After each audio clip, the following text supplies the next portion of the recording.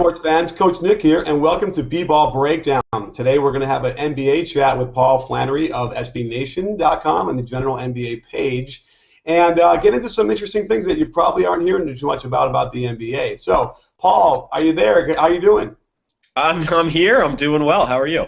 I'm good. Thanks for answering two questions in a row from me. I usually don't do that.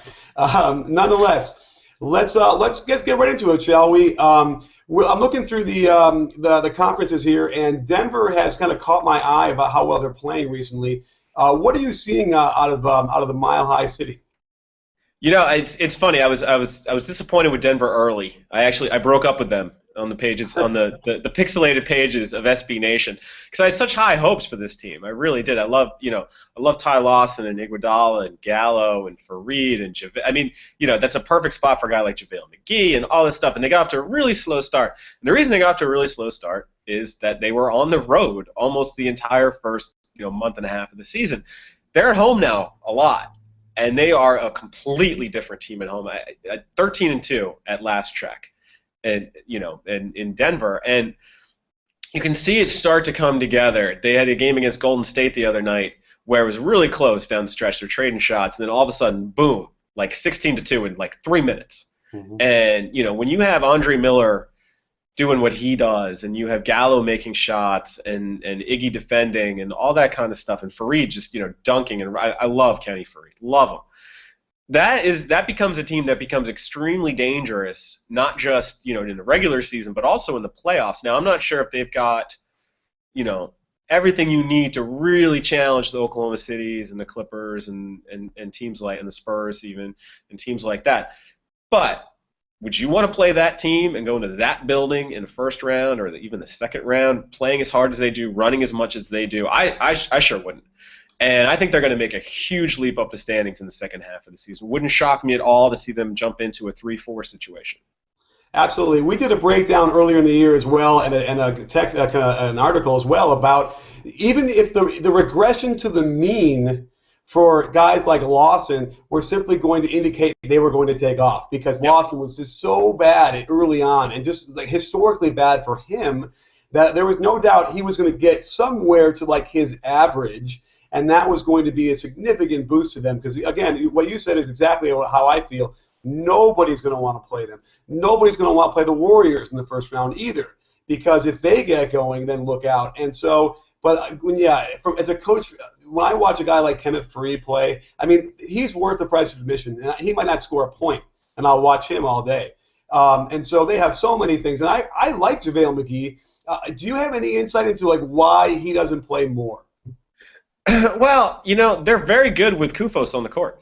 If you look at their on-off numbers, Kufos, his are very, very good, and that guy has made himself into an NBA player. It's one of my favorite kinds of stories. Is a player who really starts with limited sort of not skills, but very limited and raw, and has a lot of work to do, and then figures out in 5-6 years how to become an effective NBA player. You usually see this a lot with bigs, of course. And when Kufos is on the court, they're pretty good, and you can't really deny that. And so I think that has got a lot to do with it. JaVale, I love him. I want to see all him always reach that potential, and when he does, it's fantastic. But I think it's better to have him in a limited situation than give him 36 minutes to say, here's the ball, go play, because that didn't work. Didn't work in Washington. Right. Well, and by the way, people call me insane for saying this on Twitter, but whenever I watch, even like this, the highlights, just to say you look at the best 4 minutes that JaVale gives you in that game, it looks a little bit like Wilt Chamberlain. I really think it does. Those sweeping hooks, those block shots, they look like the guy's a foot shorter than him. I mean, if I never got to see him up close, but that must have been what it was like. I never got to see him either, and I'm not touching that one. All right, fine. Well, at any rate, again, what you also touched upon about being home is certainly, I don't know if you've been to Denver or I tried to run in Denver, even just around the block, but historically, it is such a significant advantage. We all know how Kareem needed to have oxygen on the sideline during the playoffs. And, that's the thing. If they can get a fourth seed and have more home games than not in the playoffs, Yeah, they can. I mean, conference finals is a legitimate shot for them without question. Yeah, yeah, it's got to depend on the matchup. You're right. I mean, I have run out in Colorado, and it's really hard. It's very very difficult. I ran 2.5 miles and felt like dying, and I'm someone who runs 25 miles a week. So it was yeah, it is very difficult. And that's a tremendous advantage, a really serious advantage. Well, let's move on to farther west in the country to the L.A. Clippers, who have, they had a little lull at some point in around December, but now are kind of back like bandits and doing really well. What's their limit? I'm not sure they have one. And people have asked me, is there anything that can stop an Oklahoma City Miami rematch in the finals? And I say, yeah, the Clippers. I think they are every bit as good. Now, whether it'll be different, when you get into the playoffs and you haven't done it before and you haven't gone through it before, and they've got a lot of guys back from last year, but a lot of guys who are new too, you learn it. You learn a lot about yourself, and this is where I think Oklahoma City will have a serious advantage come playoff time. But they're very good, and they're perfectly positioned to get through the regular season with a great record, with home court, because they have basically a two-platoon system. Mhm. They've got the five starters, and they've got a bench that's tremendous that plays a lot of minutes together. So Chris Paul is not getting worn out. Blake Griffin is not getting worn out. And they're getting Grant Hill back, and maybe they get Chauncey Billups back, and then all of a sudden they become deeper and deeper and deeper. And that becomes a tremendous team to get through the regular season intact with a great record, get to the playoffs, and then we will really find out about the Clippers. They're for real. I mean, I don't think anybody should doubt that at this point. But I'm going to be very interested to watch them over the next 15 games or so, because they had a big win over Memphis last night. They're in Houston tonight. Then they go to Minnesota. They're home for like one day, and they've got, I think it's something like 11 out of 13 on the road. And so, including an 8-game road trip before the All-Star break. Now, after the break, I think they go out of conference for like 2 games on the road. So they're going to be home a lot. And this is why I really like them to possibly emerge with the best record in the West, if they can get through this trip intact. And these are difficult trips to do. So I'm going to be really paying attention to them in the next few weeks. But I love everything they do. And I think we have to give Vinny Del Negro some credit here, because we're not giving Vinny Del Negro some credit? Well, go ahead. Let me give it your shot. I will give him a little bit of credit for this. Look, part of the NBA coach's job is playing the right lineups together.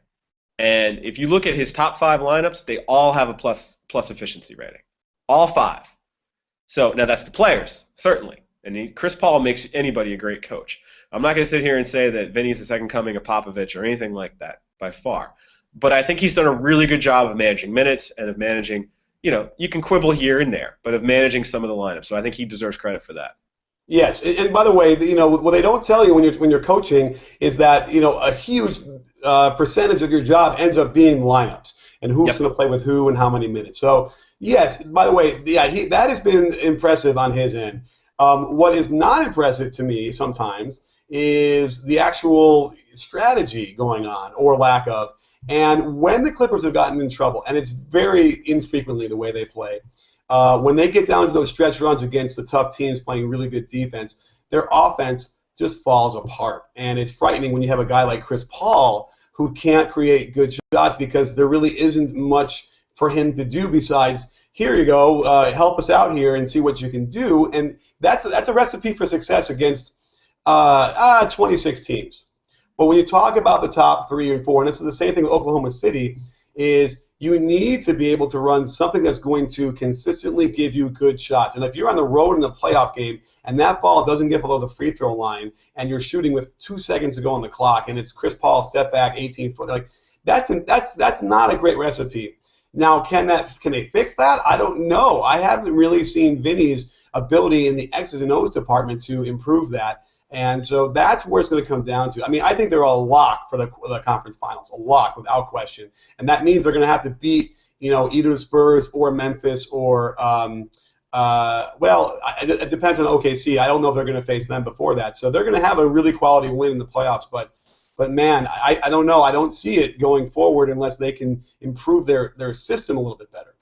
Well, I don't disagree. I really don't. And I think this is where, we'll find out about them in the playoffs. They're one of those teams we will like. Look, the Spurs, we'll find out about them in the playoffs. Really, they've done this a billion times. The Clippers are a tremendous. They're as I was saying before, they're really built to be a success in the regular season. We will find out, as you say, in the playoffs, what happens when teams take away your first and second options. What happens when teams force you into a slow down game? What happens when those lobs aren't as easy as they are against, Washington or Charlotte or what have you? So you're right, and I think we're going to find out a lot about Vinny in the playoffs as well, and maybe we already know. And so I think if you're, that is probably the area of greatest concern, outside of injuries for me, because the talent is there, the pieces are there, the players are there, the combinations are there.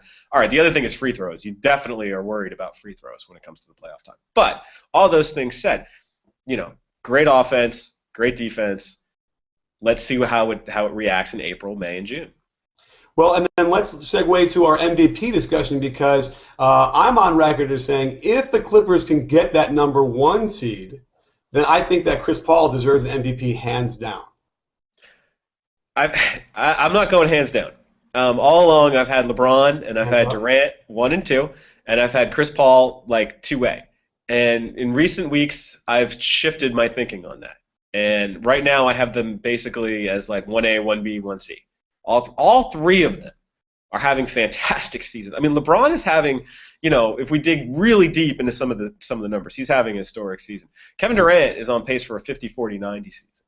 And, I think sometimes we take Durant for granted a little bit because he's so good and he's so young, and we feel like we've got the rest of our lives to enjoy this kid. But, who's to say this isn't the best season he's ever going to have? He's having a tremendous season. So all 3 of those guys, I think, when you talk about MVP discussion, and I'm as guilty of it as anyone, is Carmelo in the MVP discussion? Yeah, sure. But no, really, we're talking about 3 guys. We're talking about 3 guys, and if any one of those 3 guys doesn't win it, it'll be a travesty. And also, it's not really about who deserves it a lot of the time. It's the narrative. It's the story. Derrick Rose won it, arguably when he didn't necessarily deserve it, but what he did and how the Bulls team, that story was so good that people, kind of clung to that. Oh, sure. I mean, yeah, it happens, and I'm not one to get – I probably should get more worked up about these things, but I just don't.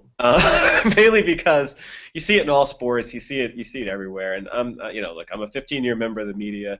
I've worked in newspapers, magazines, and online, so I know I know the conversations that take place. I know these things that happen, and I feel like LeBron is the best player in the league. And if you're giving the MVP to the best player in the league, which is how I think you should do it, most valuable is best, then I think it's been LeBron, and it's been LeBron for the last 5 years or however long it's been. Narratives are what they are. They come and go. They change constantly. And, I will certainly write about them, and I will write about what I think is true and what I think is fabricated and not true and doesn't, it's convenient, if you will.